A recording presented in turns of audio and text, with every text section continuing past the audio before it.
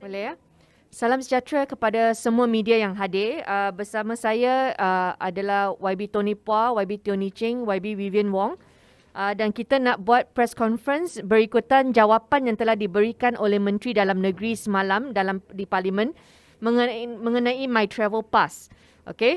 Jawapan yang Menteri bagi semalam, beliau kata My Travel Pass permohonan masih diperlukan kerana ia adalah digunakan untuk menyekat penyebaran COVID dan mereka telah lihat daripada data mereka bahawa My Travel Pass ini telah berjaya mengekang ataupun trace 4,000 COVID positif punya kes dan ini adalah 2% daripada jumlah kes COVID. Jadi saya rasa ini kalau kita gunakan data ini sebagai justifikasi untuk kita teruskan permohonan My Travel Pass, memang ekonomi negara tidak akan pulih. Kerana sekarang ini kita dah nak masuk endemik, okay, dan semua permohonan My Travel Pass sekarang ini memakan masa lebih kurang 14 hari. 2 minggu adalah setengah bulan. Okay, masanya terlalu lambat birokrasi dan ada ramai yang datang ke semua pejabat ahli parlimen setiap kali isu-isu My Travel Pass. Jadi kalau kita nak pulih, kita tak boleh teruskan permohonan seperti ini kerana memakan masa terlalu lama. Kalau mereka nak, mungkin dalam 24 jam kalau ada auto, tapi tak guna kerana saya rasa ini tak membuktikan apa-apa apabila kebanyakan majoriti sekarang sudah terima vaksin. Saya rasa sudah tiba masa untuk kita tak gunakan lagi My Travel Pass ini. Tony Phua. Semalam saya ada bangkitkan isu My Travel Pass di mana kita menyuruh supaya kerajaan phase out ataupun batalkan skim My Travel Pass di mana rakyat Malaysia perlu memohon kepada Jabatan Imigrasi untuk mendapat kebenaran My Travel Pass untuk keluar negeri atas sebab-sebab tertentu sahaja. Dan perkara ini telah pun saya bangkitkan dan telah pun menerima sambutan ataupun respons yang hangat antara ramai yang telah pun membaca kenyataan tersebut.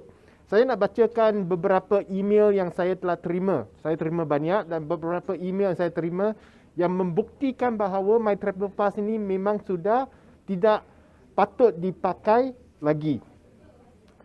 Daripada seorang bernama Michael. Thank you for raising the matter of the MTP. My husband and I have been waiting in vain for a pass to exit Malaysia for business purposes. Our first application was not approved, while our second, after 4 weeks, is still pending approval. Selepas 4 minggu masih lagi tunggu untuk kebenaran. I sincerely hope there will be a positive response to your appeal to change the SOP. Ini nombor satu. Satu lagi saya baca. I really appreciate your kind assistance for my MTP application. I have applied on 31st of August. Ini sudah lebih 3 minggu. More than 14 working days. It's still in progress.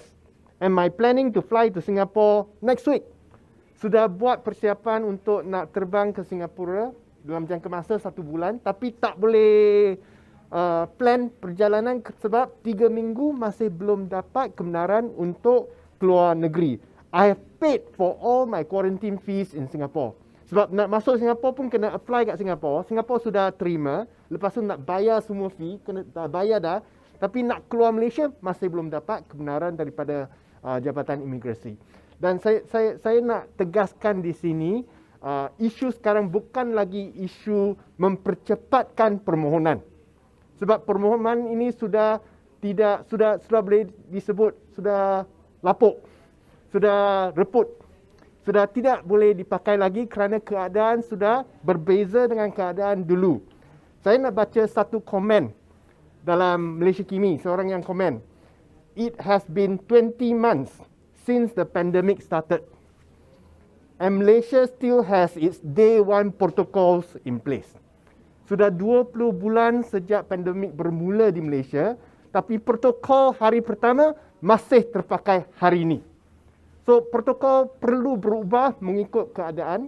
Kita tahu bahawa bila protokol bermula, masa itu penyakit COVID-19 memang merebak di luar negeri dan kita nak kekalkan Malaysia supaya tidak termasuk virus ni. Tapi situasi sudah berbeza di mana virus memang sudah masuk. Delta pun banyak di Malaysia. Okay? So tidak ada lagi isu pasal virus masuk Malaysia. Sudah ada kat Malaysia. Dan pada masa yang sama, sesiapa yang keluar negeri nak pulang ke Malaysia, kena ada jalankan kuarantin proses kuarantin. So mereka balik kena kuarantin, mereka pun tak akan merebak, kalau ada pun tak akan merebak kepada orang lain. So itulah SOP yang kita kena pakai dan bukannya prosedur-prosedur birokratik yang terpakai sekarang melalui permohonan MTP ataupun My Travel Plus daripada Jabatan Immigration.